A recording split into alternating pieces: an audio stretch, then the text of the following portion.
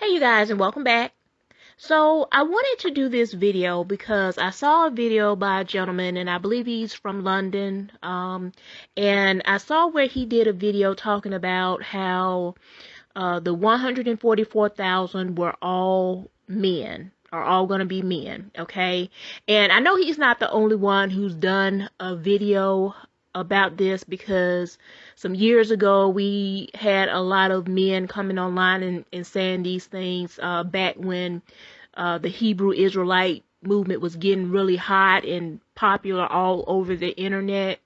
And so I wanted to go ahead and address this because I had already researched this, because I had heard them talking about it years ago. And so I just wanted to bring this back up because in the video, the gentleman was talking about how he had seen a video by a woman, and she was saying that she believed that she was a part of the 144,000, and he was saying that that can't be true, or she was mistaken, or she was being led astray, or something like that, because all of the 144,000, according to what or how he interpreted the scriptures, were going to be men. And so this video is not to say definitely that there are going to be women included in the 144,000, even though I believe that to be true. This video is to prove that according to the scriptures and the word study of the scriptures, no one has enough evidence scripturally to say for certain, or to tell another person, no, the Most High didn't say that to you, because he's not going to select any women in the 144,000. It's only going to be men. Okay, so I wanted to do a little bit of research into that particular scripture. And so we're going to be looking at Revelation 14 verses 3 through 4. Okay, and I'm actually going to start with verse 4. So Revelation 14 and 4, and I am using the King James Version. And so when you read it in the King James Version, it says, "These are they which were not defiled with women, for they are virgins.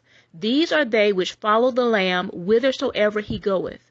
These were redeemed from among men, being the firstfruits unto God and to the Lamb." Okay, and so now I'm going to go to Bible Hub, and I'm going to look at the text analysis of this particular scripture. And I'm going to read it exactly how it reads from the text analysis, okay? It says, "These are they who with women have not been defiled, pure, for they are these, following the Lamb wherever he shall go. These have been redeemed out from men as firstfruits." Okay, and so when we see the word men in this verse, it goes back to the Strong's Greek Concordance number 444. Okay, and so we're going to take a look at that. And so that's going to be the Greek word anthropos. Okay, and the definition is a man, human, mankind. A man, one of the human race. So it says down below, man, also the generic term for mankind, the human race. People, including women and men. And so further down it says it relates to both genders, male and female, as both are created in the image of God, each equally vested with individual personhood and destiny. Accordingly, the Bible uses 444 of a specific man, woman, or class, type, or group of people, i.e. mankind in general, inclusive of every man, woman, and child. Anthropos, man, answers to the Hebrew term Adam, and 435, Anir, answers to the Hebrew term Ish. Okay, so we're going to look at those. So when you go to the Strong's Hebrew for Adam, which is 120, Strong's number 120, the definition is man or mankind. Okay, it's man or mankind. And when you look at the scriptures that use this verse or this term, is talking in general about mankind in general. And so this also told you that the word that means specifically a man, meaning, a male human being, in the Greek is the word anir, which is the Strong's Greek 435. So let's look at that one. And so when you look at this term, a near, the definition is a man. And so under it, it says the usage is for a male human being, a man, a husband. Okay? So it's just talking about a man. And so this term in the Greek relates to the Hebrew term ish, which is Strong's 376 in the Hebrew. And so let's take a look at that one. And for this one, the definition is just man. That's what it means. It means man, a male human being, a man. Okay? And so I just wanted to go over that one first because that's usually the main verse that the men will run with when they try to make the argument that it's only going to be men. Okay? And so the other verse, 14:3, I wanted to look into that one because that one also refers to a song that only the 144,000 can sing. And I saw another video where a gentleman brought up this verse as well to further say, oh, it's just going to be men. Okay, so I'm going to be reading that one, Revelation 14:3. It says, and they sung as it were a new song before the throne and before the four beasts and the elders, and no man could learn that song but the 144,000 which were redeemed from the earth. And so again, I'm going to go into, I'll go to that scripture and read the text analysis of that scripture, and I'm going to read exactly how it's laid out. Okay.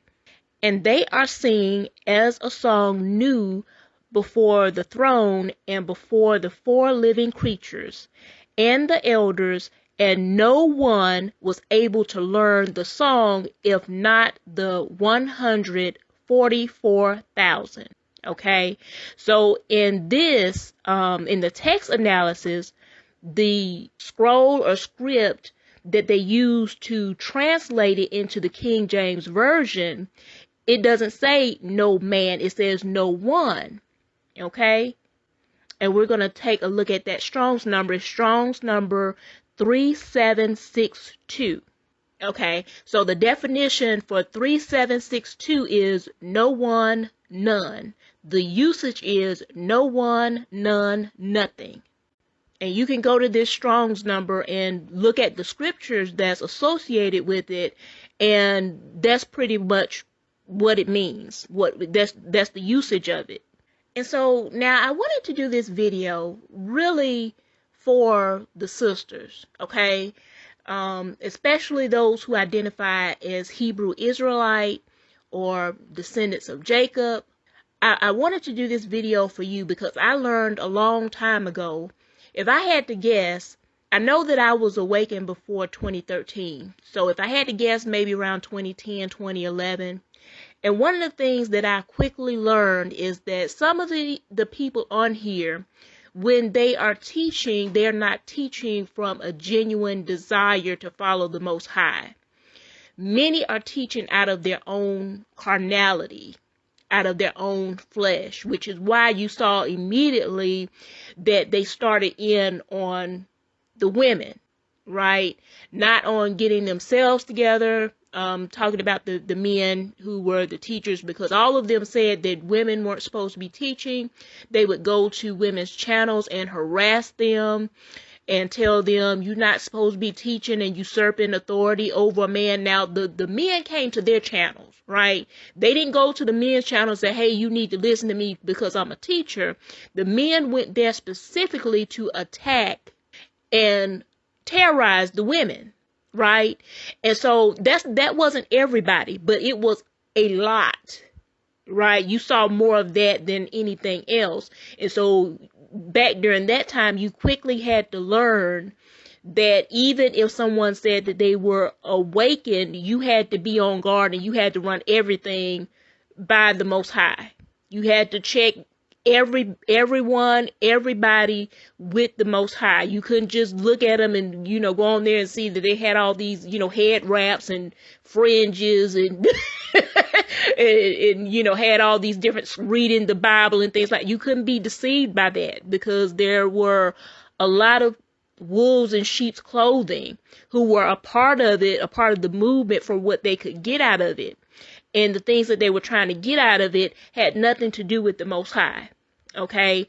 And so my thing when I'm seeing these videos, I'm like, well, if the Most High decides that he wants to use one of his daughters for something, what's it to you?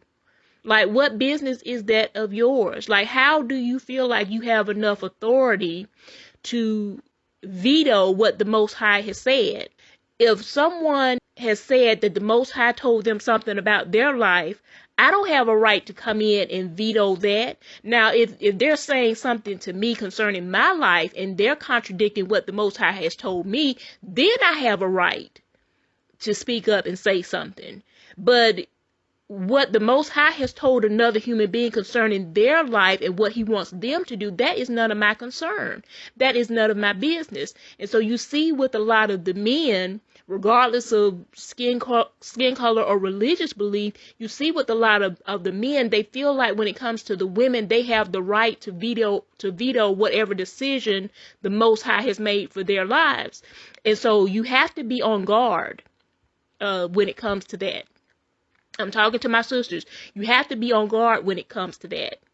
Don't be what the Bible refers to as a silly woman laden with sin, right?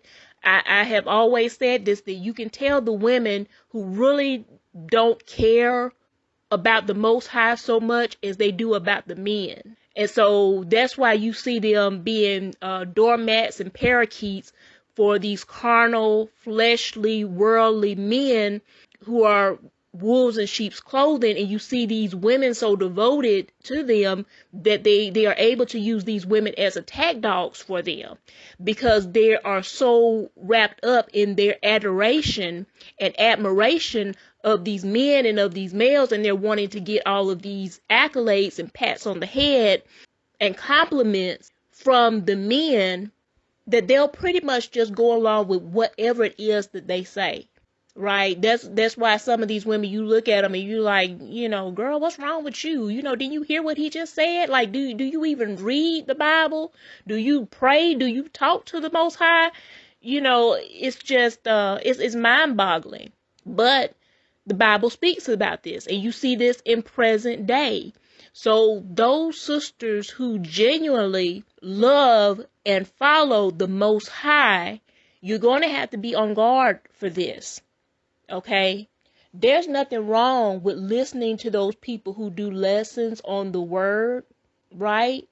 As long as you don't take leave of your senses, as long as you don't forget what the bottom line is and what the most important thing is, and that's the Most High. And so anytime you find anyone, anyone who is contradicting what the Most High has shown and told you, then that's your cue to perk your ears up, and maybe you need to, part ways with that person. But again, you should always take anyone to the Most High for approval. Okay? I don't care who it is. Everybody. Take them to the Most High. Now, me personally, I feel that the 144,000 are only going to be those bloodline descendants of Jacob. That's my personal feeling. If the Most High decides that's not what he wants to do, then who am I or what am I going to do about it? Nothing. Right? There's nothing I can do. That's my belief. That's my feeling. I'm not going to go to someone and say, no, you a Gentile. The Most High didn't tell you this. That's not my business. If they are saying that the Most High told them that is between them and the Most High. That is not my business. Okay, that is not my business. And I may do more videos like this because I see so many issues with some really good sisters who, I feel like, of course I can always be wrong, but I feel like really have that fire and that passion for the Most High and His Word. But because they believe in their minds, because they've been taught, because they've been listening to these men, and, basically they told them, oh, well, you shouldn't do this, or, you need to be under the leadership of a man, or you need to do that, or you need to do that. They sometimes you can see when their fire is being dampened. But I don't want the sisters to go down that road and to dampen their fire or to have their fire doused out because of men who may have ulterior motives outside of the will of the Most High, I would advise them to, before they make any decision, to consult the Most High. That's all I'm saying, to consult the Most High. Don't let any human being come between you and the Most High and what He has for you to do, because your soul is on the line. When you stand before Him, you're not going to be able to say, well, this person told me this and he told me because he was a man that I was supposed to listen to him and I'm not allowed to do this and I'm not allowed to do that. You're not going to be able to use that as an excuse when you stand before the Most High, especially when He knows you heard Him. And I even saw a video where a gentleman posted a video of a young lady who, and it was just a small snippet, so I don't know if she provided examples in the rest of her video.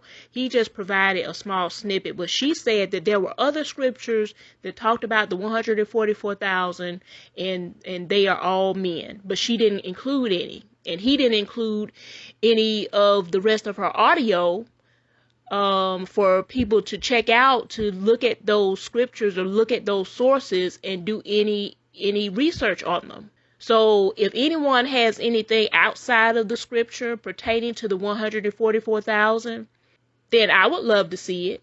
But from what we have in the scripture, there is nothing in here that would give you the authority to say, no, there will be no women included in the 144,000 because that's what the Most High said.